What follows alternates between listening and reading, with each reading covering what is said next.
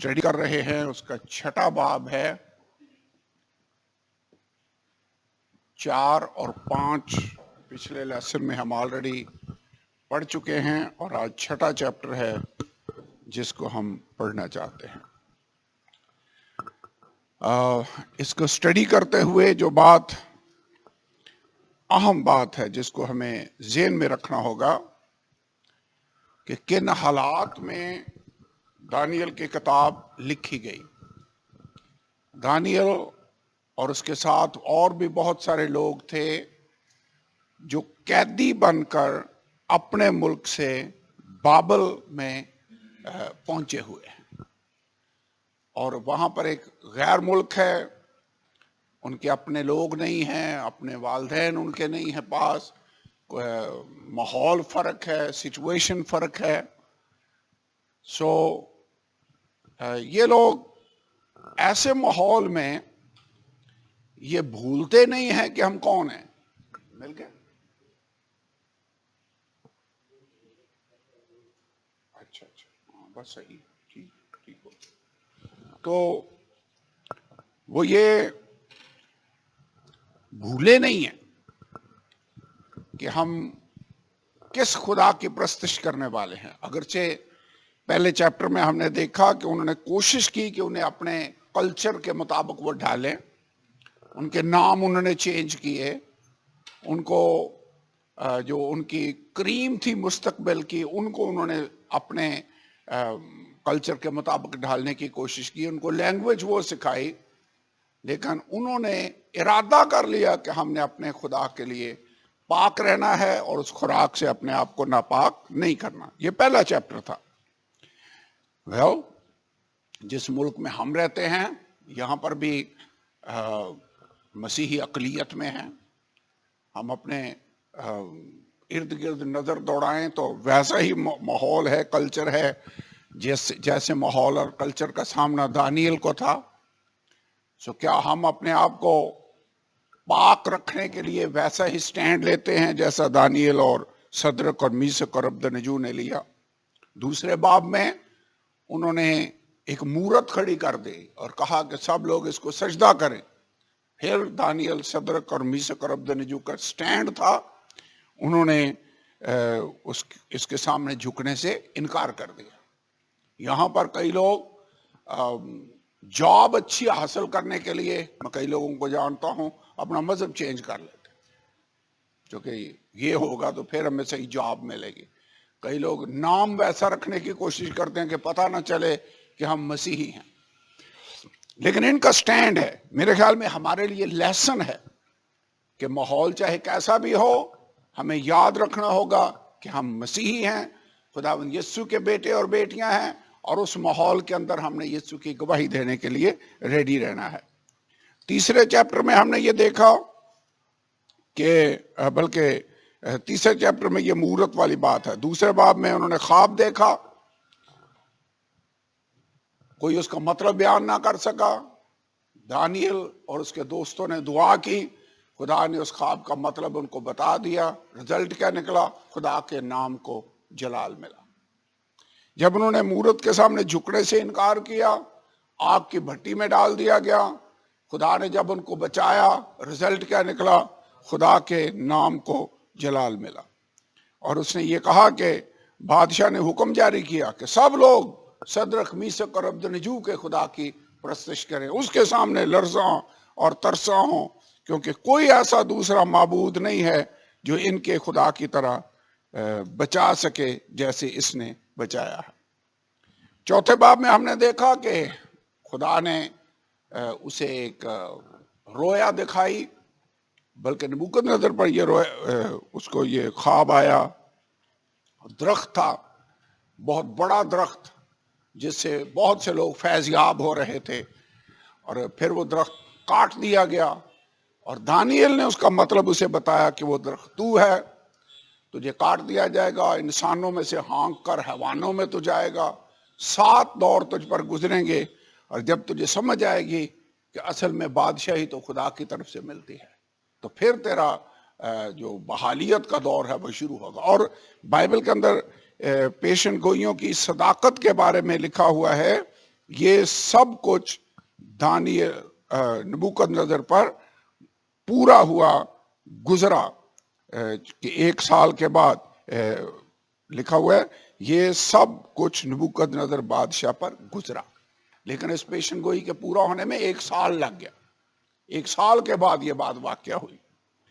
5ویں chapter میں ہم نے یہ دیکھا کہ بیلتشظر بادشاہ نے ایک بڑی ضیافت کی. سونے چاندی کے وہ برتن جو اس کا باپ نبوکدنضر یروشلم سے لے کر آیا تھا ان کو انہوں نے لیا اور ان میں پینا شروع کر دی. خدا نے ججمنٹ کی. ایک ہاتھ ظاہر ہوا اور وہاں پر لکھا گیا تو تولا گیا اور کم نکلا.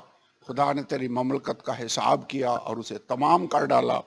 اور بائبل کے اندر لکھا ہوا ہے، آخری آیتیں ہم نے پڑھی تھیں، اسی رات بیلتشظر کسدیوں کا بادشاہ قتل ہوا.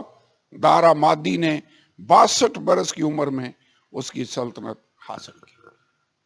پرافسی پورا ہونے میں کتنا ٹائم لگا؟ چند گھنٹے. دانیل کو 3 درجے کا حاکم بنایا گیا، لیکن لگتا ہے وہ چند گھنٹے ہی اپنے اس کرسی پر رہا اور دانیل جو بیلتشظر تھا وہ مارا گیا اور اس کا اقتدار دار مادیوں اور فارسیوں کے ہاتھ میں سونپ دیا گیا. آپ کو یاد ہے جو اس نے مورت دیکھی تھی، اس میں بتایا بھی خدا نے یہی تھا کہ بابل کے بعد ایک اور بادشاہی برپا ہوگی. تو واقعی ایسے ہو گیا، کلام پورا ہوتا ہے. اس بائبل پر ہمارا ایمان دانیل کی کتاب کو پڑھتے ہوئے اور بھی مضبوط ہو جاتا ہے کہ آسمان اور زمین ٹل جائیں گے لیکن خدا کہتا ہے میرے منہ کی باتیں ہرگز نہیں ٹلیں گی. پروفیسیز پوری ہو رہی ہیں، اسی رات پوری ہوگی. دانیل اس کے اندر 1 سال کے بعد وہ پروفیسی پوری ہوگی جو لکھا ہوا تھا. اینی آج ہم 6 باب ہے جس کو پڑھنے لگے ہیں. تو اگر آپ اپنی بائبل کھول لیں، آئیے دانیل کی کتاب اس کے 6 باب کو ہم سٹڈی کریں. یہاں پر لکھا ہوا ہے، دارا کو پسند آیا کہ مملکت پر 120 ناظم مقرر کر. یہ بادشاہی یاد رکھنا ہے کہ یہ بادشاہی ایسی بادشاہت ہے جو پوری دنیا پر بادشاہی ہے. 120 صوبے ہیں، سمجھ لیں آج کل کے حساب سے 120 ملک ہیں، اور 120 ملکوں پر ہر ملک کا ایک سربراہ ہے. سو ٹوٹل ناظم جو ہیں وہ 120 ہیں. کیونکہ میں یہاں پر پڑھ رہا تھا، میرے خیال میں آستر کی بک کے اندر ہے، اگر آپ اس کو کھول کر پڑھیں تو وہاں پر ایک اسی دور کے بادشاہ کی بات لکھی ہوئی ہے کہ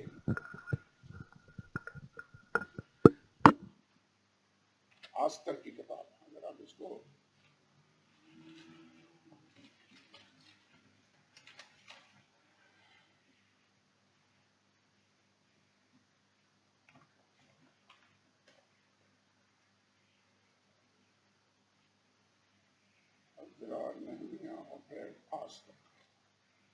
اگر آپ پہلی آیت کو دیکھیں تو کیا لکھا ہے؟ اکسویرس کے دنوں میں، یہ بھی فارس کا بادشاہ تھا اکسویرس.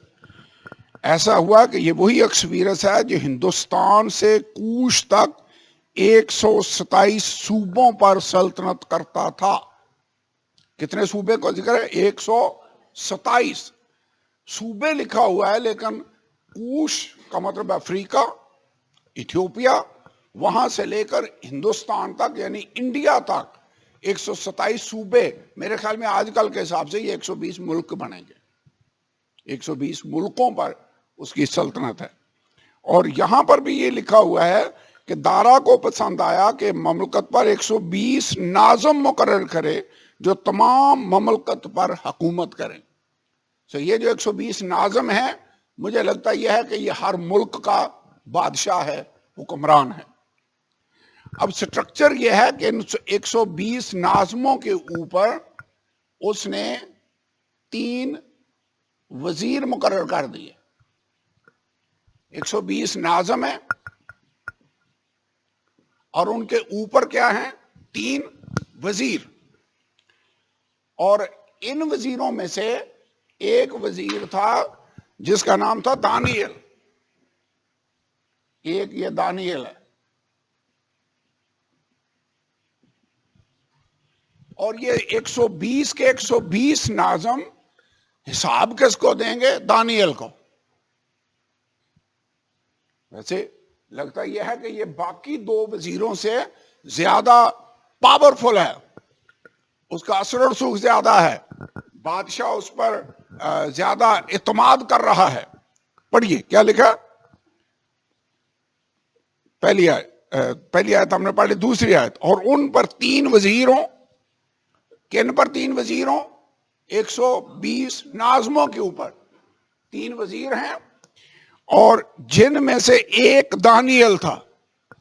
اب باقی 2 کے نام نہیں لکھے ہوئے، لیکن ان 3 وزیروں میں سے ایک دانیل تھا، تاکہ ناظم ان کو حساب دیں اور بادشاہ خسارت نہ اٹھائے. اور چونکہ دانیل میں فاضل روح تھی، اس لیے وہ ان وزیروں اور ناظموں پر سبقت لے گیا، اور بادشاہ نے چاہا کہ اسے تمام ملک پر مختار ٹھہرائے. ویسے خدا کا ہاتھ اوپر ہو، خدا کے ساتھ بندہ فیر ہو، تو خدا سرفرازی دیتا ہے، اوروں کی نظروں میں آپ کو عزت دیتا ہے. تو یہاں پر بھی ایسے ہوا. بادشاہ اتنا خوش تھا کہ اس نے کہا کہ میں ان تینوں کے اوپر دانیل کو مقرر کرنا چاہتا ہوں، تاکہ اس کو مختار میں بنا دوں پوری مملکت پر. اس کا مطلب ہے پوری مملکت کے اوپر دانیل بادشاہ ہو، پھر دانیل ہو، پھر وزیر ہو، پھر ناظم ہو. یہ ان کا ہیرارکی کی لائن بن جائے، چین آف کمانڈ یہ ان کی ہو جائے. جب ایسا ہو تو باقی لوگ ویسے حسد نہیں کریں گے. حسد کا ایلیمنٹ تو ہے. خدا نے جب حابل کی قربانی منظور کی، یاد ہے، قائن کی منظور نہ ہوئی، حسد آ گیا کہ اس کو کیوں، اس کی دعاؤں کا جواب کیوں مل رہا ہے، ہماری دعاؤں کا جواب نہیں مل رہا. جب لوگوں نے زیادہ داؤد کو پسند کرنا شروع کر دیا اور ساؤل حسد میں آیا، جب اور لوگوں نے یہ گیت گایا عورتوں نے کہ ساؤل نے تو ہزاروں کو پر داؤد نے لاکھوں کو مارا، تو ساؤل خلاف ہو گیا اس کے. یہاں پر بھی حسد کا ایلیمنٹ آ گیا. آئیے پڑھیں. تب ان وزیروں اور ناظموں نے چاہا کہ ملک داری میں دانیل پر قصور ثابت کریں. اب حسد آ گیا، چاہ رہے ہیں کہ اس پر بھی جھوٹے مقدمے بنائے جائیں، کوئی اس کے حساب کتاب میں دیکھیں کہیں کوئی گڑبڑ ہوئی ہے کہ نہیں.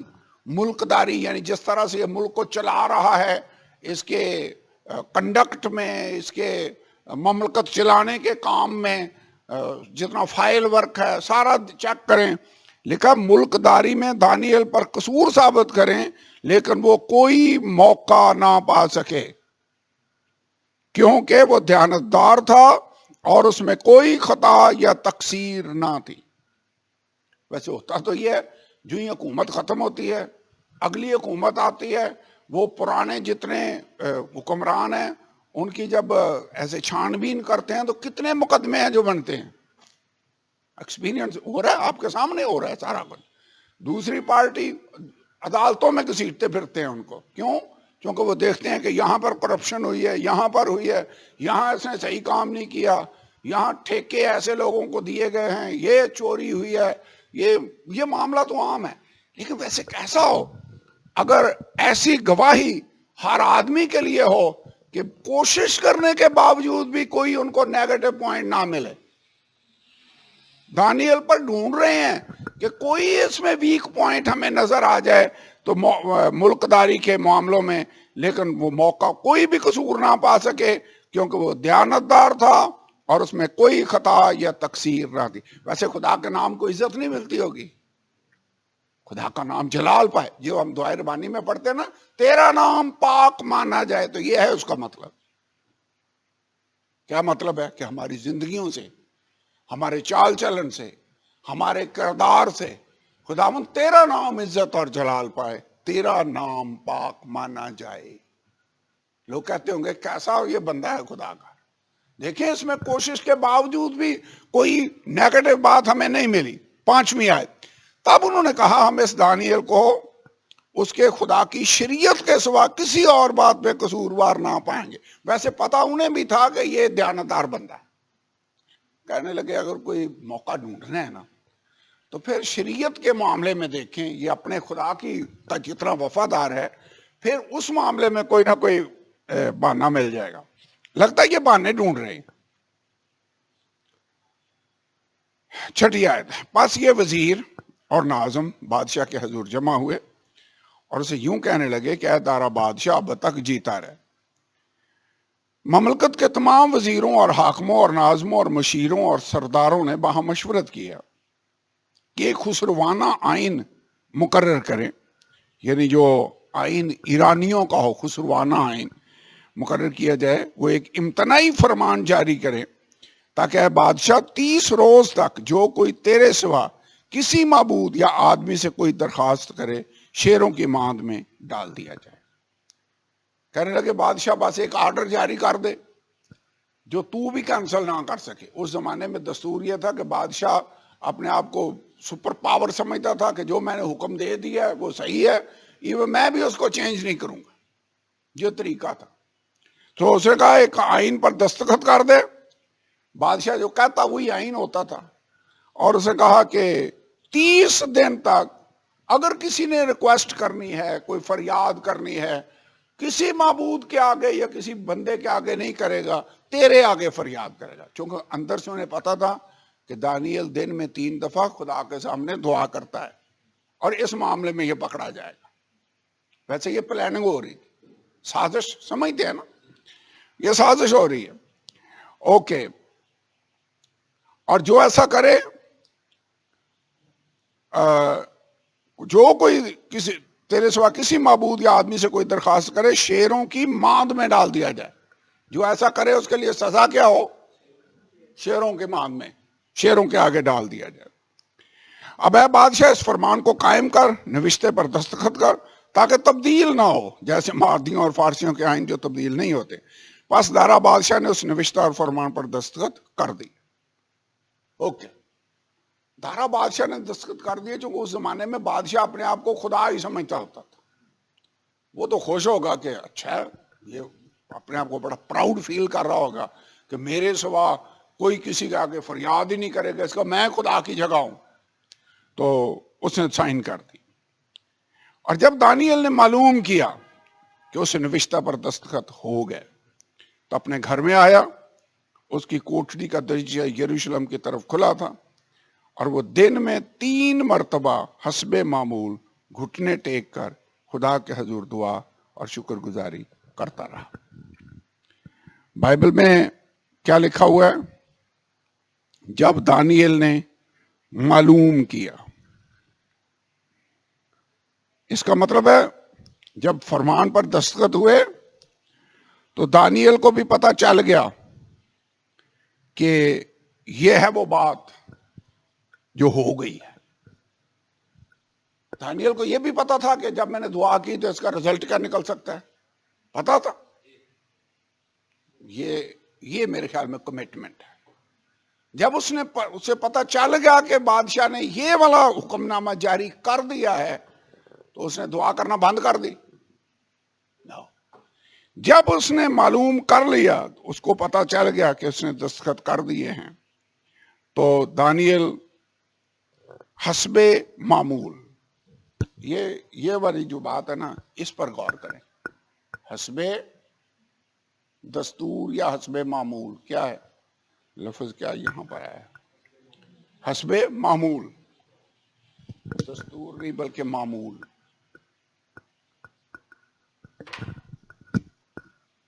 اس کا کیا مطلب ہے؟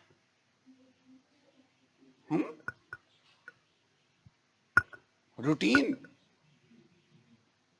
حسب معمول اس کی روٹین تھی، چاہے بادشاہ نے سائن کیے ہیں یا نہیں کیے ہیں، چاہے بیزی ہے یا نہیں بیزی ہے. ویسے یہ جو گورنمنٹ کے کام کرتے ہیں نا ان کی کبھی زندگی کو دیکھیں تو بڑے بیزی ہوتے ہیں. ابھی یہ میٹنگ ہے, ابھی پرائم منسٹر نے یہاں پر جانا ہے, ابھی کیبنٹ میٹنگ ہو رہی ہے, ابھی یہ جو سلطنت کے امور چلانے ہیں یہ ایزی لائف نہیں ہے, بڑا مشکل کام ہے. لیکن ایکٹیویٹیز کم ہوں یا زیادہ ہوں, بادشاہ نے سائن کیے ہیں یا نہیں کیے ہیں, اس کا معمول اپنی جگہ پر قائم ہے.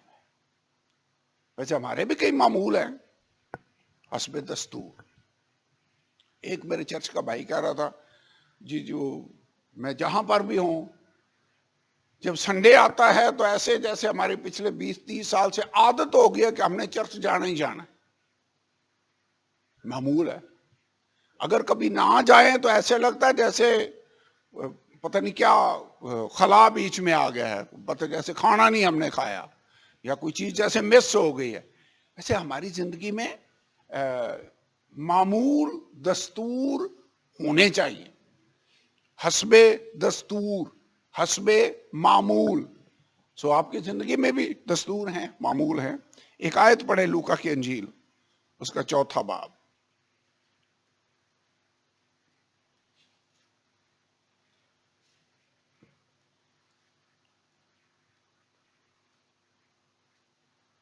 سولہ آیت, 4 باب کی 16 آیت پڑھے.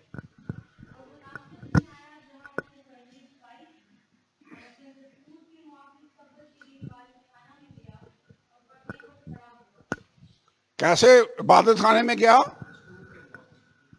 میں خداوند یسوع کا بھی دستور تھا کہ اس نے عبادت خانے میں عبادت کے لیے جانا ہے, جانا ہی جانا ہے. دانیل کا بھی دستور تھا کہ اس نے دعا کرنی ہی کرنی ہے. ویسے یہ اچھے معمول نہیں ہیں. That is good. میں یہ پڑھ کر غور کر رہا تھا کہ دانیل کیسا ڈسپلنڈ آدمی ہے کہ اس کا دستور ہے کہ اس نے دعا کرنی ہی کرنی ہے. اگلا پوائنٹ جس پر غور کریں, لکھا ہے کوٹھڑی میں گیا اور اس کی کوٹھڑی کا دریچہ یروشلم کی طرف کھلا تھا. کوٹھڑی میں گیا اور پھر اس کا دریچہ یروشلم کی طرف کھلا تھا. یروشلم میں یہ آئے تو قید ہو کر یروشلم سے ہی تھے. اگر آپ پہلا سلاطین 8واں باب 30ویں آیت پڑھیں, یہ حوالہ ہے. پہلا سلاطین 8واں باب 30ویں آیت, کیا لکھا ہے؟ تو اپنے بندہ اور اپنی قوم اسرائیل کی مناجات کو جب وہ اس جگہ کی طرف رخ کرتے کریں سن لینا, بلکہ تم آسمان پر سے جو تیری سکونت گاہ ہے سن لینا اور سن کر معاف کر دینا. یہ سلیمان ہے جو دعا کر رہا ہے ہیکل کی ڈیڈیکیشن کے موقع پر, کہہ رہا ہے خداوند اگر تیرے لوگ تیرا گناہ کریں, اسیر ہو کر مختلف ملکوں میں اور قوموں میں پہنچائے جائیں, اور وہاں سے وہ یروشلم کی طرف اس گھر کی طرف رخ کر کے دعا کریں, تو خداوند ان کی دعا سن لینا. اگر دانیل بابل میں ہے اور وہاں سے وہ یروشلم کی طرف کھڑکی کھول کر دعا کر رہا ہے, تو مجھے لگتا یہ ہے کہ وہ سلیمان کی اس دعا کو یاد کرتے ہوئے خدا کے حکم کے مطابق دعا کر رہا ہے کہ خداوند ہم اسیری میں ہیں تو ہماری مدد کر, اب ہم تجھ سے فریاد کرتے ہیں. اور پھر کوٹھڑی کا کیا مطلب ہوا؟ مجھے لگتا ہے اس کی دعا کی جو جگہ تھی نا وہ فکس تھی. کوٹھڑی میں جانے کا مطلب کیا ہے؟ دعا کی جگہ. اس کی دعا کی جگہ مقرر تھی اس نے کی ہوئی. ٹائم نکالنا ہے, اپنے پریئر روم میں جانا ہے اور وہاں پر اس نے دعا کرنا. کئی دفعہ کئی لوگ ہیں جنہوں نے ڈرائنگ روم میں جگہ رکھی ہے کہ یہاں بیٹھ کر میں نے دعا کرنی ہے. کئی لوگوں کا ڈرائنگ روم نہیں ہے تو انہوں نے کوئی اور جگہ رکھی ہوتی ہے کہ میں بس اس کرسی پر بیٹھ کر دعا کرنی ہے، یہ میری جگہ ہے، دعا کی جگہ. یاد ہے پولوس اور سلاس یہ لوگ بھی دعا کرنے کی جگہ ڈھونڈ رہے تھے. جب لدیا ان کو ملی دعا کی جگہ، سمجھے کہ دعا کی جگہ وہاں پر ہوگی. دریا کے کنارے، ندی کے کنارے گئے تھے. اعمال کی کتاب یاد ہے، ہم نے اسٹڈی کی ہوئی ہے. دعا کی جگہ ہونی چاہیے. تو یہ کوٹھڑی لفظ ظاہر کرتا ہے کہ اس کی دعا کی جگہ تھی. اس کا دریچہ یروشلم کی طرف کھڑکی کھول کر دعا کرنا، لگتا ہے کہ وہ سلیمان کی اس دعا کو یاد کر رہا ہے. اور نمبر 2، یہ چھپ کر بھی دعا کر رہا. ویسے اس دن ہو سکتا تھا کہ آج دروازے بند کر کے دعا کر لیں، نہیں، اس نے بند نہیں کیا. اس کی کوٹھڑی کا دریچہ یروشلم کی طرف کھلا تھا، اور وہ دن میں 3 مرتبہ حسب معمول گھٹنے ٹیک کر خدا کے حضور دعا اور شکر گزاری کرتا رہا. 3 مرتبہ حسب معمول. کوٹھڑی میں جا کر دعا کی، اور پھر کتنی دفعہ دعا کی؟ یہودی اکثر صبح، دوپہر اور شام کو دعا کیا کرتے تھے. حوالہ یاد ہے؟ ہم نے دعا، سب سے پہلا جو سبجیکٹ ہم نے اسٹڈی کیا تھا وہ دعا تھا. اور پتہ نہیں آپ میں سے کتنے اس پہلے سیمیسٹر میں تھے. تو لیکن زبور نمبر 55، بھائی ارشد آپ کو یاد ہے؟ نہیں یاد. زبور نمبر 55 داؤد کہتا ہے، میں دن، صبح، دوپہر، شام، صبح شام دوپہرانوں میں فریاداں گزرانا. جی 16 آیت پڑھیں. جی کیا لکھا ہے؟ اور میں تو خدا کو پکاروں گا اور خدا مجھے بچا لے گا. صبح اور شام اور دوپہر کو میں فریاد کروں گا اور کراتا رہوں گا اور وہ میری آواز سن لے گا. صبح، دوپہر اور شام. یہودی اکثر 3 دفعہ دن میں دعا کیا کرتے تھے. یہاں پر بھی دانیل اسی معمول کو جاری رکھے ہوئے ہے. یہ زبردست بات ہے. پھر ایک اور پوائنٹ بھی دعا کے بارے میں، 3-4 باتیں ہیں. ایک تو اس کا معمول تھا، پھر کوٹھڑی میں جا کر اس نے دعا کی، دریچہ یروشلم کی طرف کھلا تھا، دن میں 3 دفعہ دعا کرتا تھا. اور ایک اور بات اگر آپ دیکھیں تو لکھا ہے گھٹنے ٹیک کر اس نے دعا کی.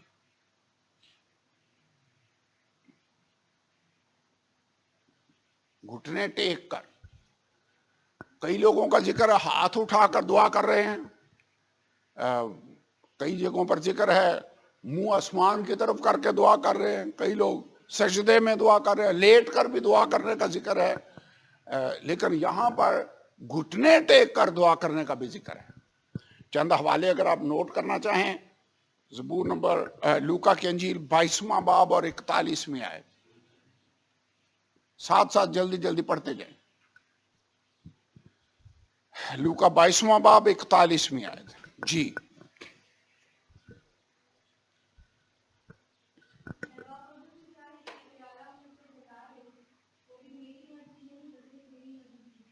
اور وہ ان سے بمشکل الگ ہو کر کوئی پتھر کا ٹپا آگے بڑھا اور گھٹنے ٹیک کر یوں دعا کی. ٹھیک ہے. کیسے خداوند یسوع نے دعا کی؟ تو یسوع ناصری کا اکثر یہ میتھڈ تھا کہ وہ گھٹنے ٹیک کر دعا کرتا تھا. اعمال 7 باب 60 آیت. جی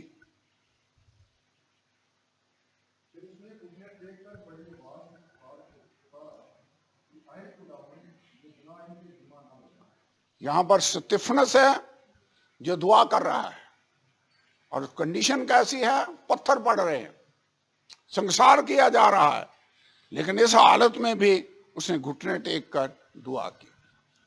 یہاں پر خداوند یسوع ہے. یہ اگزامپل ہم نے خداوند یسوع کی دیکھی. پھر سٹیفنس کا ذکر ہے.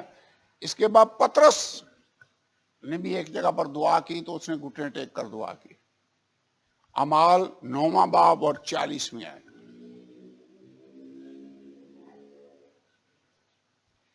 پترس نے سب کو باہر کر دیا اور گھٹنے ٹیک کر دعا کی. اعمال 20 باب 36ویں آیت. یہاں پر پولوس اور ایلڈرز،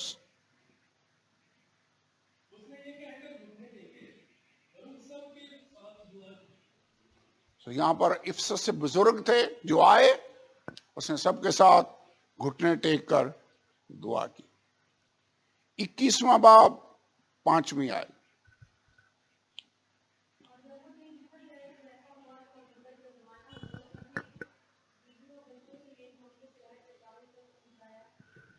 بس 21واں باب اور 5۔ ویسے گھٹنے ٹیک کر دعا کرنا نا، آدمی کی پوزیشن اگر میٹر کرتی ہے تو گھٹنے ٹیک کر دعا کرنے کا مطلب ہے اپنے آپ کو تابع کرنا، سبمیشن کی یہ پوزیشن ہے۔ اوکے،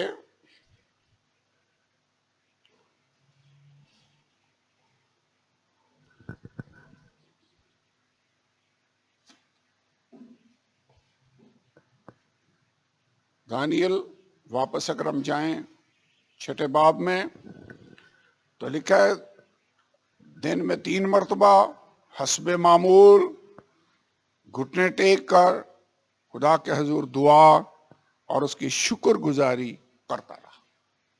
یہ دعا کا طریقہ ہے۔ دعا کا مطلب ہے اپنی درخواستیں خدا کے سامنے رکھنا، مانگنا، اور ساتھ شکر گزاری بھی ہے۔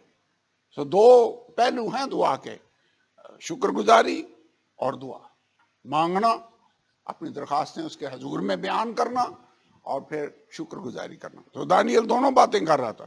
اس حالت میں جب اسے پتا تھا کہ یہ دعا کرنے کے نتیجہ میں شیروں کے آگے ڈالا جا سکتا ہوں، پھر بھی شکر گزاری کر رہا ہے اور دعا کر رہا ہے۔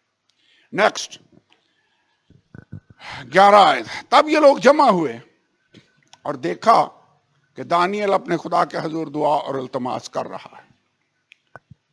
ویسے لگتا ہے انہیں آئیڈیا پہلے ہی تھا کہ دانیل نے دعا بند نہیں کرنی، یہ اب تصدیق کرنے آئے ہیں، اکٹھے ہوئے، پتہ نہیں دور سے دیکھ رہے ہوں گے۔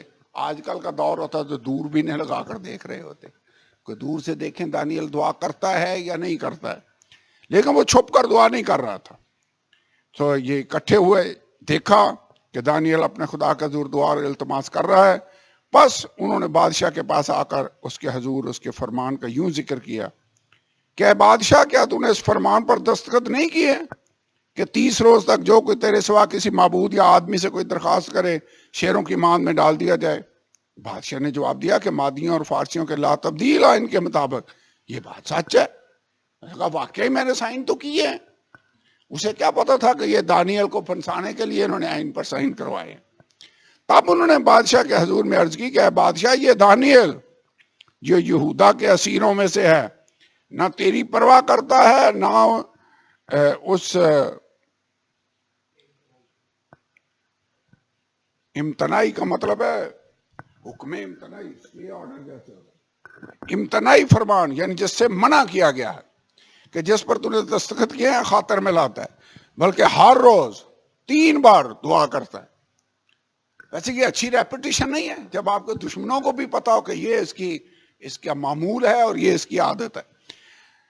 جب بادشاہ نے یہ باتیں سنی تو نہایت رنجیدہ ہوا، اور اس نے دل میں چاہا کہ دانیل کو چھڑائے، اور سورج ڈوبنے تک اس کے چھڑانے میں کوشش کرتا رہا۔ ویسے دانیل افسردہ ہو گیا، اسے سمجھ آ گئی کہ انہوں نے یہ چال کھیلی ہے اور مجھ سے ایسے آئین پر سائن کروا لیے۔ اب وہ خود بھی اس کو بدل نہیں سکتا، طریقہ کار تو یہی تھا۔ اوکے، پھر یہ لوگ بادشاہ کے حضور فراہم ہوئے اور بادشاہ سے کہنے لگے اے بادشاہ، تو سمجھ لے کہ مادیوں اور فارسیوں کا آئین یوں ہے کہ جو فرمان اور قانون بادشاہ مقرر کرے کبھی نہیں بدلتا۔ وہ سوچ رہے تھے شاید بادشاہ پھر ہی نہ جائے اپنی بات سے۔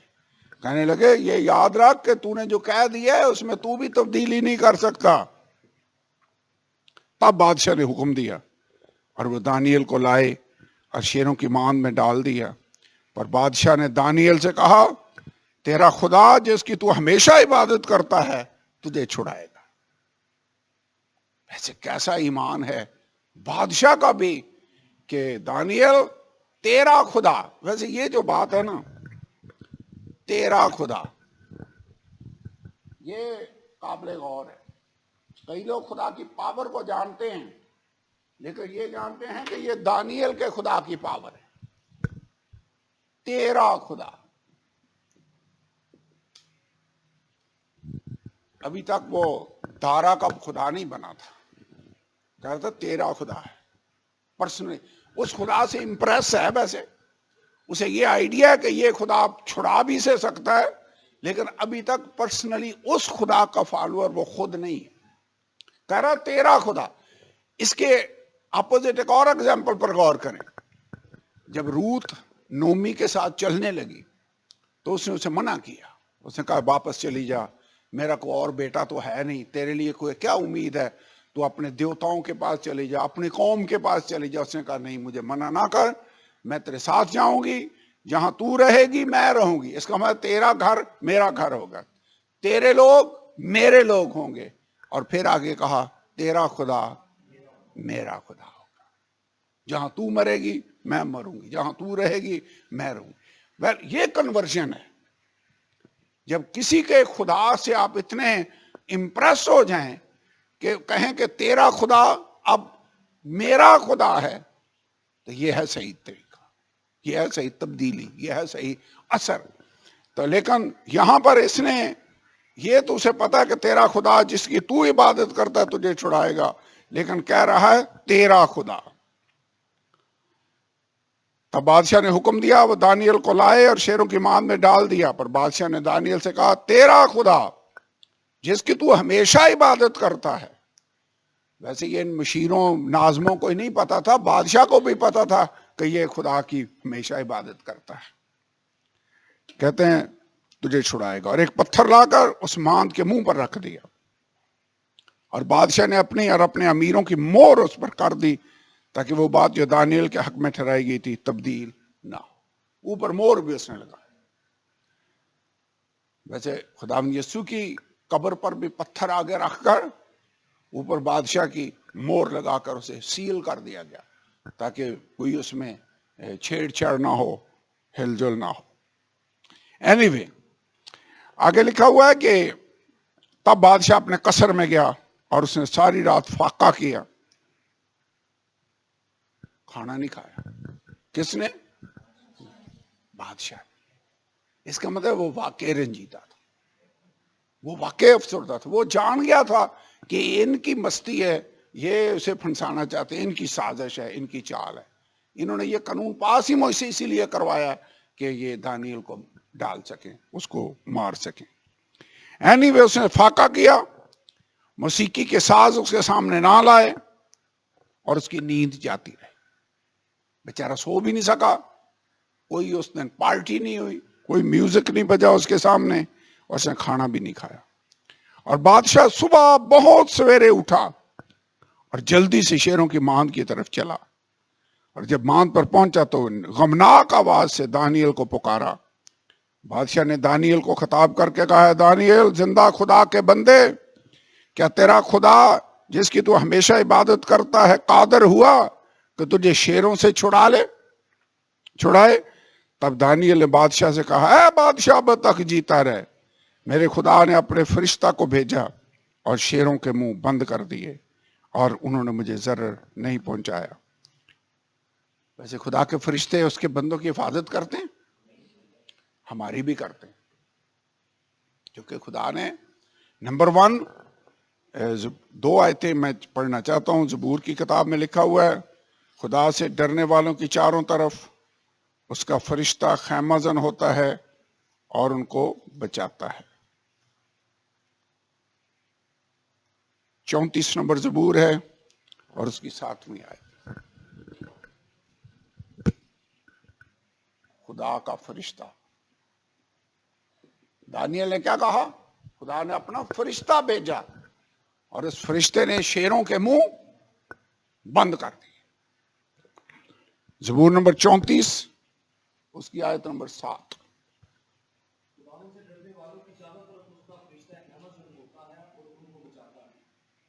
34 زبور ہے آیت نمبر 7.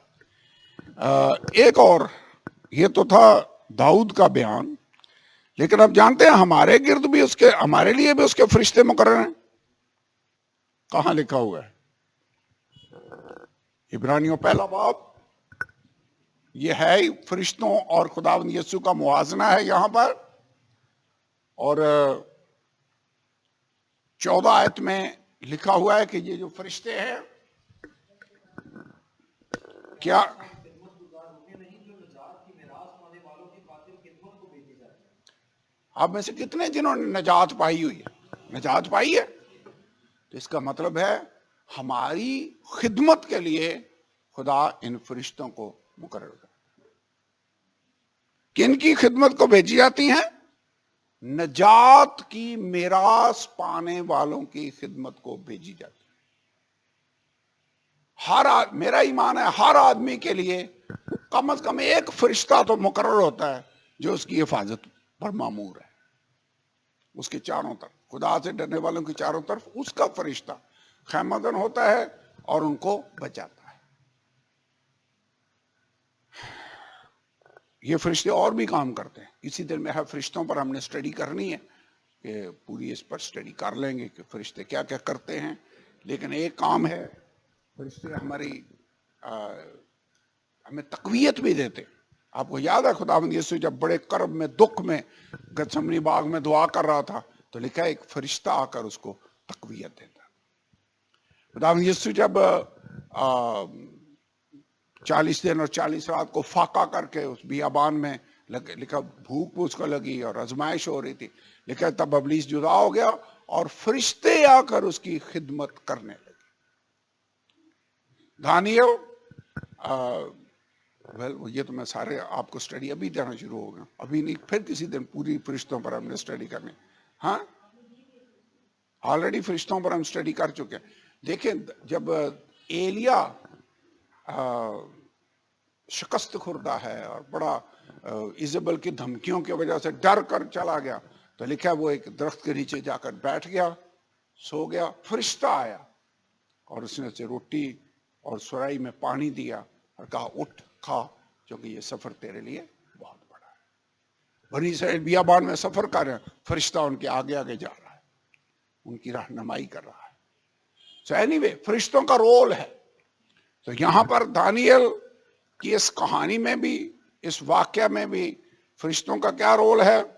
وہ کہتا ہے خدا نے اپنا فرشتہ بھیجا اور اس نے آ کر ان شیروں کے منہ بند کر دیا.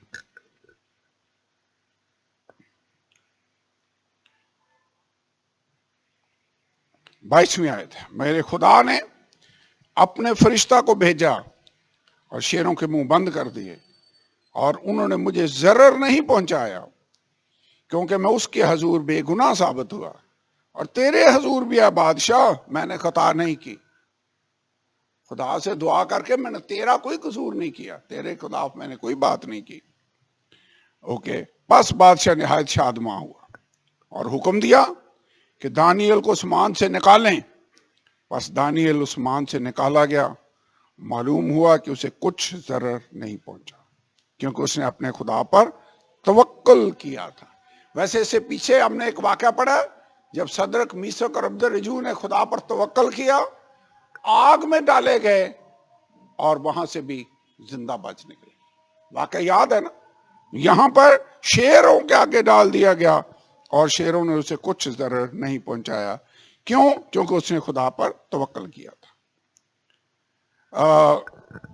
عبرانیوں 11 باب جس میں تمام ایمان کے ساتھ چلنے والوں اور لڑنے والوں کا ذکر ہے جنہوں نے ایمان کے ساتھ بڑے بڑے کام سر انجام دیے.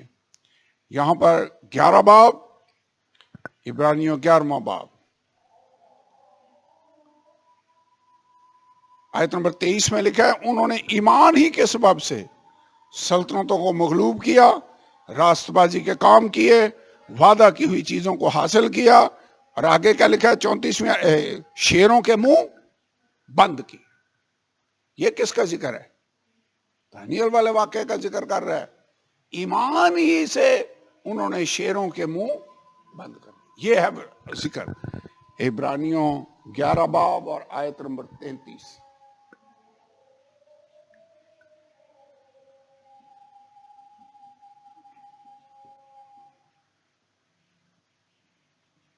شیروں کے منہ بند کیے.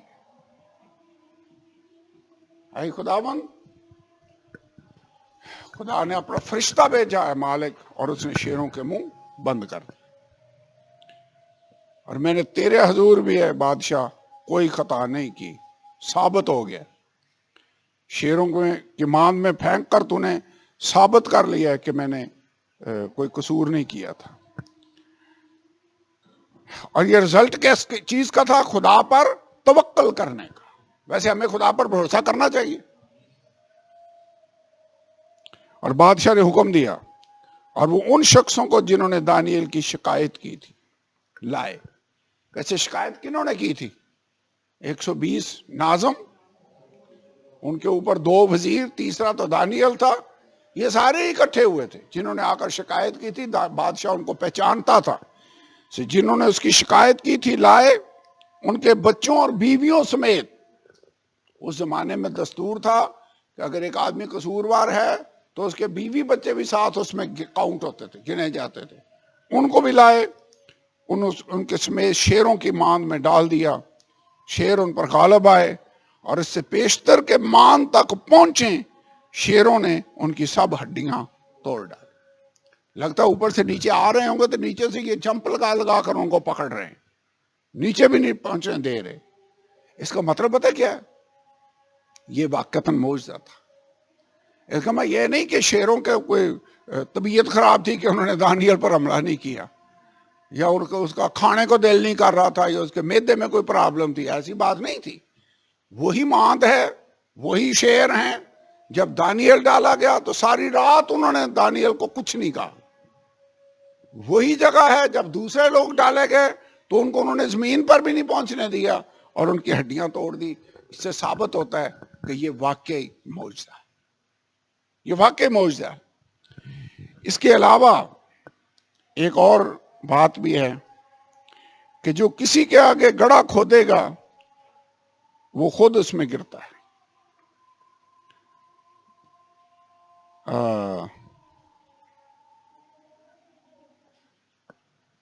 آپ کو یاد ہوگا ایک بندہ اور تھا، حامان جس کا نام تھا. اس نے ایک بہت بڑی سولی بنائی. کس کے لیے؟